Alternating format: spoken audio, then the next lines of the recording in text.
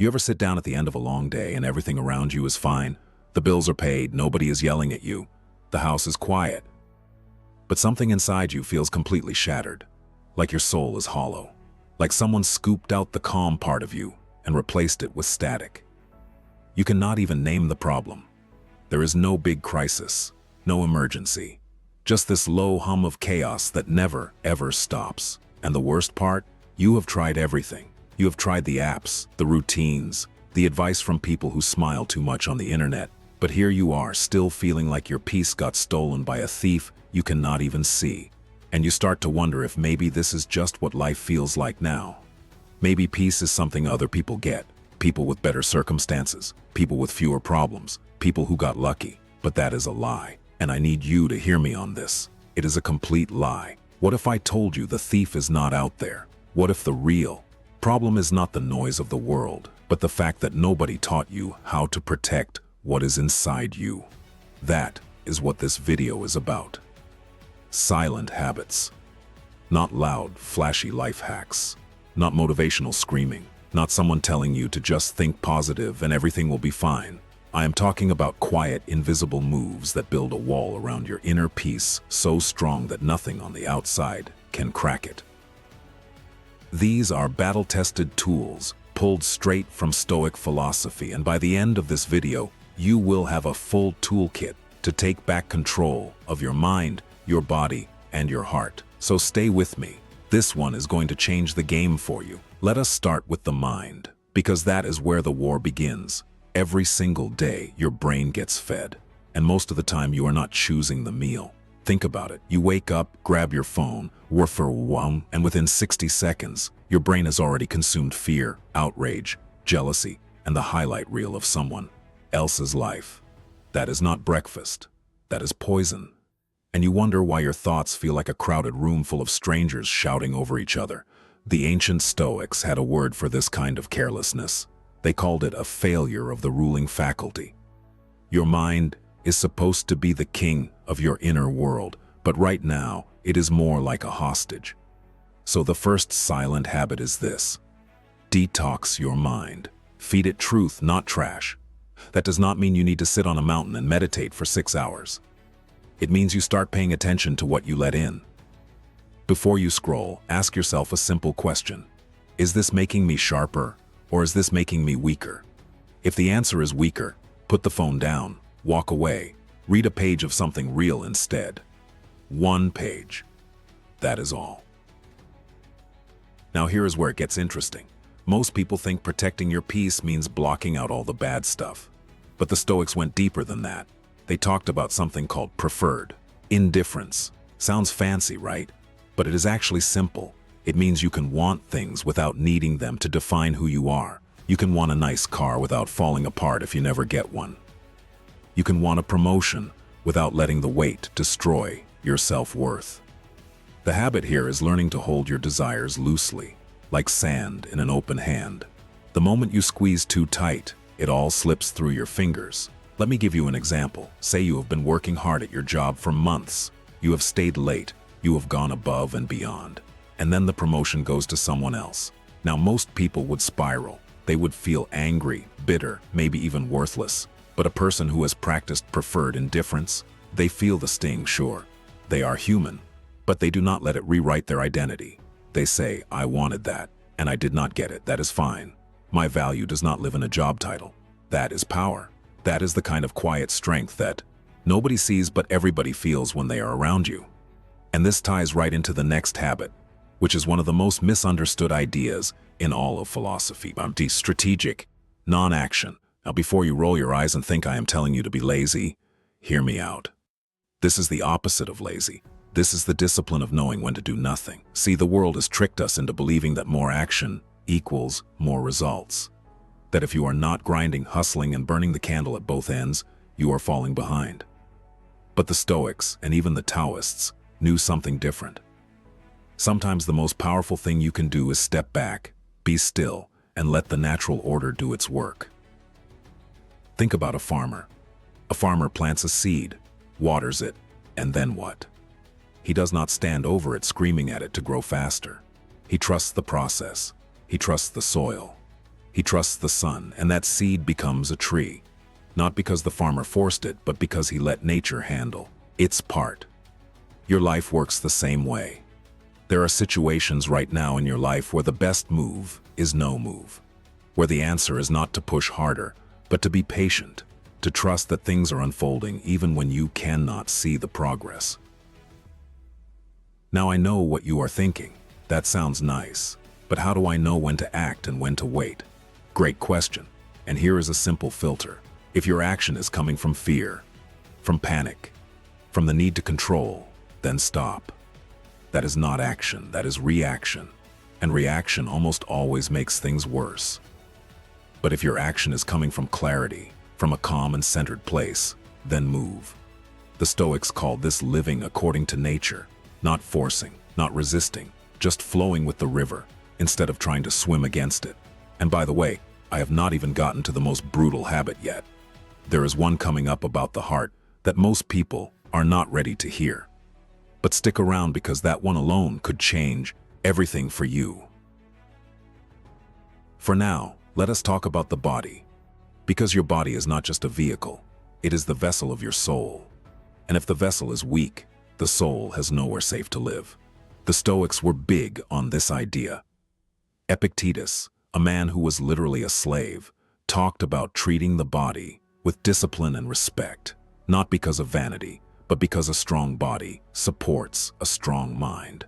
So here is the habit: voluntary discomfort, choosing hardship on purpose. I know, sounds crazy, right? Well, why would anyone choose to be uncomfortable when the whole point of life seems to be getting more comfortable? But that is exactly the trap. Comfort is a cage. The more comfortable you get, the more fragile you become. One cold morning and your whole day is ruined. One missed meal and you cannot think straight. One small inconvenience and you are falling apart. That is not strength. That is slavery to softness. The practice is simple. Take a cold shower, not every day, if you do not want to, but regularly. Eat a simple meal instead of ordering something fancy. Sleep on the floor once in a while. Go for a walk in the rain without an umbrella. These are small acts of rebellion against the voice inside you that always wants the easy path. And every time you choose the harder road, you are sending a message to your own soul. You are saying, I am tougher than my comfort zone. I do not break that easily. Marcus Aurelius, arguably the most powerful man in the ancient world, slept on a hard bed and ate plain food even though he had access to every luxury imaginable. He did not do it to punish himself. He did it because he understood something most people never learn. Luxury weakens the spirit. When you depend on comfort, comfort becomes your master. And Marcus refused to have any master except his own mind. And here is the beautiful part. When you have practiced voluntary discomfort, the involuntary kind loses its power over you. When life hits you with something hard, and you will not crumble. Because you have already trained for it. You have already proven to yourself that you can handle the cold, the hunger, the tiredness. So when a real storm comes, you stand firm while everyone else is scrambling for shelter. Now let us connect this back to the mind. Remember, we talked about detoxing the mind and practicing preferred indifference. The body work makes the mind work stronger. When your body is disciplined, your thoughts become clearer. When your thoughts are clearer, your emotions become steadier. It is a chain reaction. The Stoics understood this. They did not separate mind from body. They saw them as partners, each one strengthening the other. So now we arrive at the part I hinted at earlier, the heart. And this is where most people struggle the hardest, because we have been taught our whole lives that our emotions are who we are. That if you feel sad, you are a sad person. That if you feel angry, you have an anger problem. But the Stoics saw it completely differently. They believed that your emotions are visitors, not residents. They show up, they knock on the door, and you get to decide whether to let them in and how long they stay. This is what I call emotional sovereignty, inner authority.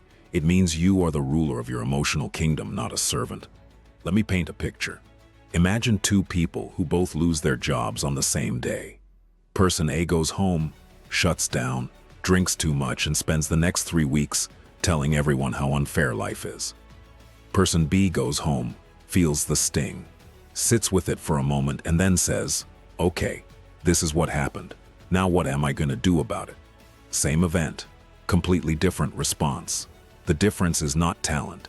It is not luck. It is the habit of choosing your inner response instead of letting the world choose it for you. And let me be clear, emotional sovereignty does not mean you feel nothing. That is not stoic. That is a robot. The goal is not to kill your emotions. The goal is to stop letting them drive the car while you sit in the back seat with no seatbelt. You feel the sadness. You acknowledge it. You say, I see you. But you do not hand it the steering wheel. You sit with the feeling the way you would sit with a child who is crying. You do not ignore it. You do not yell at it to stop. You hold space for it, and then you gently guide it to a calmer place. Here is a practical way to build this habit. The next time something triggers you, whether it is a rude comment, a bad text, or a frustrating situation, do not react for 10 seconds. Just 10. Breathe. Feel what you feel. And then ask yourself, what would the calmest, wisest version of me do right now? Not the angry version, not the scared version, the wise one. And then act from that place. Do this enough times, and it stops being a technique. It becomes your personality. It becomes who you are. Now you might be wondering, does this stuff really work? Can silent habits actually change the way you experience life? And the answer is not just yes, but absolutely yes. Because here is what happens when you combine all of these habits together. Your mind is clean because you stop feeding it garbage. Your desires are calm because you learn to want without needing. Your body is strong because you chose discomfort before it chose you. And your heart is steady because you took back the throne of your own emotional kingdom. This is what the Stoics called the inner citadel, a fortress inside you that no outside force can reach.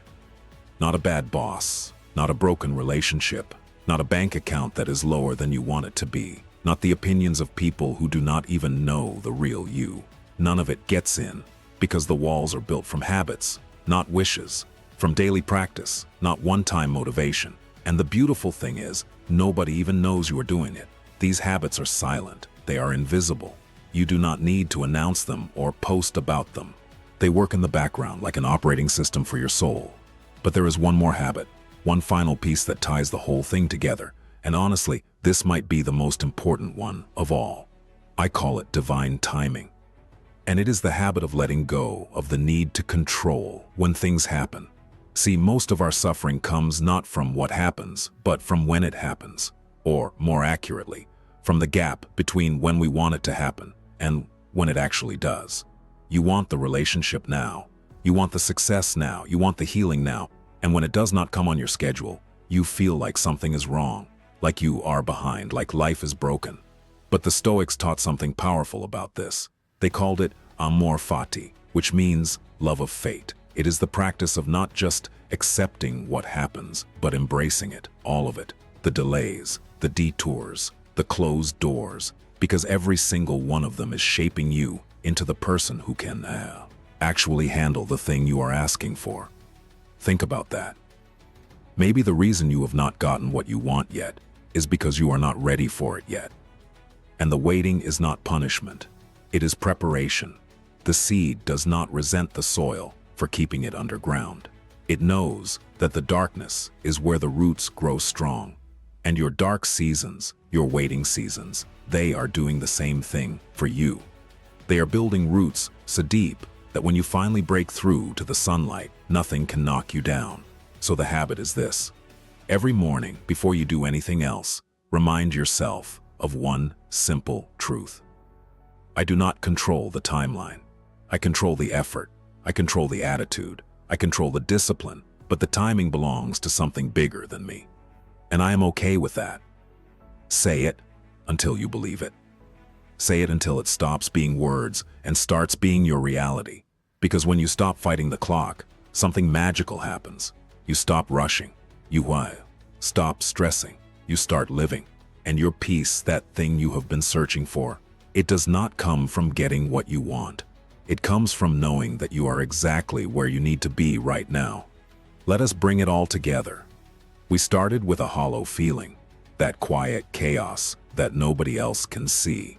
And now you have the blueprint to rebuild.